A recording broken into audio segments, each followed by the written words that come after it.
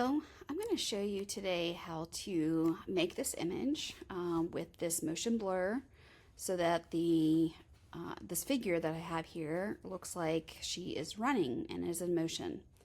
So this is what we're going to get to as our end result here. So with that being said, I'm just going to remove the two layers I have here so that we are starting with the image that you have, which is the female runner motion blur image that I have provided you.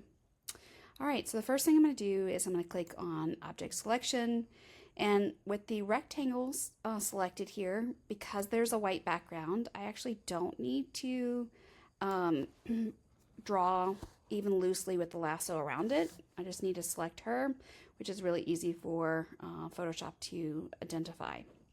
All right, now what I'm going to do is I'm going to press Command J, and then I'm going to press Command J again. Now I want two of them. This top one I'm going to leave alone. We're not going to use it all, but layer one here, I'm going to use this layer, so I want to activate it. So select it, and then now I'm going to go to Filter. I'm going to go down to Blur, and I'm going to go to Motion Blur. Now, when we look at this dialog box here, this actually changes the orientation of the blur, and because she's moving from left to right, I can just have it at 0, which is fine, because it will be going from left to right.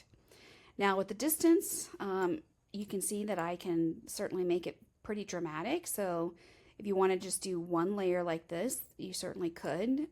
I want it to look subtle, because I'm going to be building these on a series of layers. So let's see, I might do something maybe around 130. We'll go from there. And then I'll just press OK. And now that I have that, what I want to do is I want to add a layer mask. So I'm going to come down here, add a layer mask, and then I'm going to press B for the brush tool. With the brush tool selected, I'm actually going to zoom in so I can see her more closely. And here what I want to do is when I select, I'm only going to mask out the right side of her. So as long as I have black in my foreground, so if you have colors here, press the D key, and then when you have the D key, to reverse the black and the white here, you press the X key.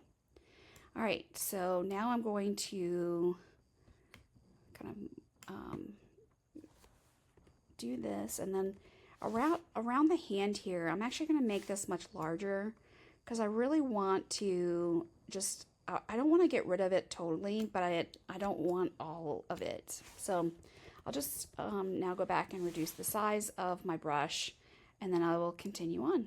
So I will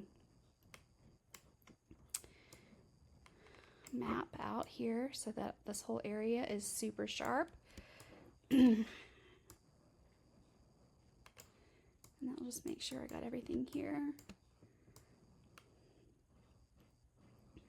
Okay, now you can see that I have a little bit of a blur here, right?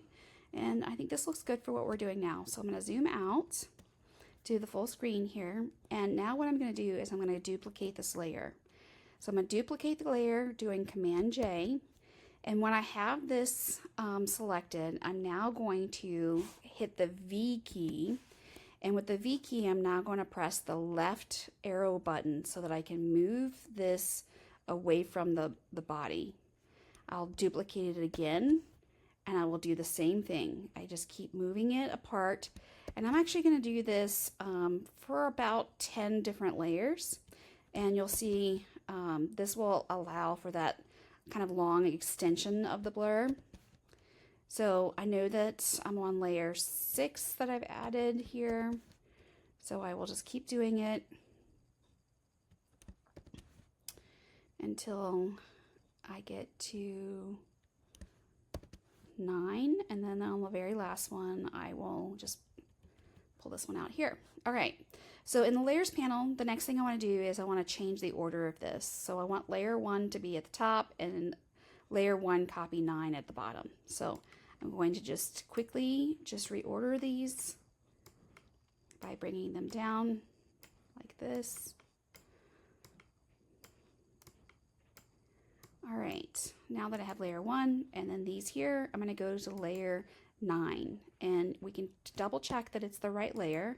If we click on it, you see it's the very last blur that we have. And then with this one selected, I'm now just going to press the key number 1, and it's going to change the opacity to 10%.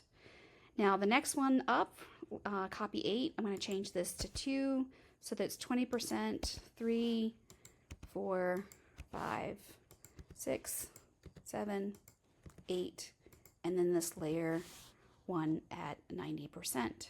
All right, we can just double check. I'm going to go through these, make sure that I didn't make an error here. Okay, so I have 1, 2, 3, 4, 5, 6, 7, 8, 9. Perfect. So now what I'm going to do is I'm going to select this layer here, and I'm going to select the layer here. These are all of the blur. And now I'm going to do Command E, which will merge together these layers. And then once I have this merged together, I'm going to, with this still selected, I'm now going to come up to Filter, and now I'm going to come down to Blur again, and I'm going to do Motion Blur. And you'll see that if you saw here, I'm going to just click on and off on the preview, and you'll be able to see here, you can see kind of distinctly the different steps. And when you do the preview, this is the reason why we're doing this again, is so that we can get a nice smooth blur between the steps that we made when we put this together. Okay, so when I am trying to figure out how much distance, I want to make sure that I don't get any sort of vibration or blur here on the front. I want to make sure that it still seems like it's super crisp. So I will just kind of finagle this, adjust it as needed, and maybe land on about 215 and press OK. All right, and then now we have a motion blur. Just think about all the ways in which you could apply this. You can apply this to in a metro station, like a train. You can apply it to a car, even like maybe a basketball or a soccer ball, even a bat, anything that you want to show motion. This would be a technique that you could use to make it look like it's in motion.